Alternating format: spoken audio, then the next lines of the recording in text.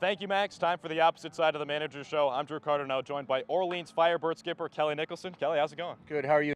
Doing great. We know each other pretty well now, 3 times in a row. Yes, sir. 5 times in a row, right? Yeah, absolutely. This is game 5 in a row, I think. Yeah. The Birds and the Anglers. So I asked you before game 1, how do you think your teams measure up? At this point, after a couple of playoff games, what do you think? Yeah, I think we're pretty equal. Everybody's really good on the mound, and I think it always comes down to good pitching. It starts with good pitching, and Chatham threw the ball extremely well last night.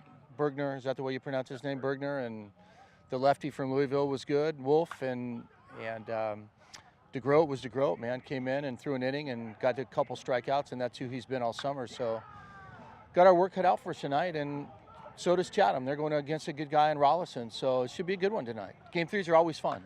Sounds like you know the opposing team pretty well. How much do you scout in the Cape League? We don't scout that much. I come in the morning and I'll look at numbers and I'll look at left-right splits and who's been swinging the bat the last 5 and 10 games. But that's about it. We try to gather info as we go during this season, so we have an idea of maybe how to pitch Ashton McGee. Whether we're going to go throw breaking balls to him or whether we can beat him in or maybe away. But keep it pretty simple. We always want to pitch to our pitcher strengths. Now, lefty on the mound tonight for the Anglers and Jeff Belge out of St. John's. You guys have 6 lefty batters in the lineup. How much do you adjust your batting order based on the opposing pitcher? Well, obviously not much tonight. We just thought we would throw who we thought were the guys that were going to give us a best option to win the game tonight, and that's what I think you try to do as a manager. We're not going to take out Ethan Paul, and we're not going to take out Steven Scott, and Lars Newbar is good against lefties, and we've kind of chosen a little bit of maybe defense over offense tonight with, we want Brandon Shearer in the lineup, really good at third base, and it doesn't seem to matter if he is facing a right or a left, and we think Cesar Salazar has earned the spot to be behind the plate in game 3 tonight. He's played in a national championship game, and he's had some good at-bats off a left-hander, so we expect him to do that tonight. I don't expect it to be pretty low scoring again, and pitching and defense usually wins and not offense. At least that's the way it's been the last 17 summers up here. I'm talking with Kelly Nicholson, manager of the Orleans Firebirds. You guys are also throwing a lefty, Ryan Rawlinson from Ole Miss. Before we talk about him as a pitcher, I want to talk about the hair. You made Brooks Wilson cut his hair. Did you do the same for Ryan? I did not. He had a nice, pretty clean cut and clean shaven when he got up here, so that was not an issue. Now, as a pitcher, what are you expecting from him tonight?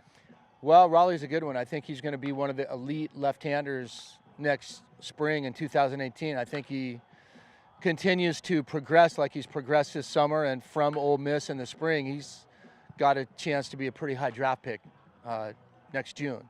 He's going to be, if he is who he is tonight, he's going to be, 91 and 94. He's going to touch a 5. He's got good command. It's a plus change. He throws a breaking ball and a slider. He holds runners. He knows how to pitch. So we'll see. We would expect him to be good tonight, just like you guys expect Belge to be good. So it's probably going to come down to the bullpens again tonight, and we've got, we have guys ready back there, and I know that you guys do too. So again, it should be a good game, man. You're a coach who emphasizes player development here in the Cape League. I'm curious how much that changes in the playoffs, especially in a decisive game 3. Yeah, no, we want to win, man. We've played 44 games, and we've tried to do the best we can developing these guys and putting them in situations to be successful, Drew. When it comes playoff time, we want to win, man. Everybody's chasing that ring, and it's one game at a time, and first team to 6 runs out of here with a big, nice, fat Cape ring, and we'd like to do that. We would like to do that. Your pregame routine doesn't seem to change in the playoffs. You're always out there in the outfield during batting practice talking with your players. Why do you do that? I just like to kind of see how they're feeling, talk to our arms, just kind of get mental states of mind out there and just kind of get to know them a little bit better. It beats hanging around the cage, being, as Tony La Russa says, a dig me guy. I don't belong around the batting cage, and I like to do constructive stuff during BP. I'm not a big fan of BP. I don't really like it.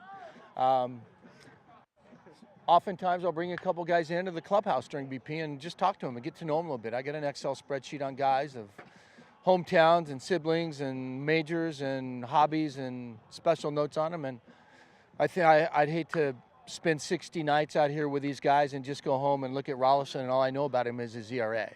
So I like to get to know our players a little bit, and that's what I try to do in the outfield during BP.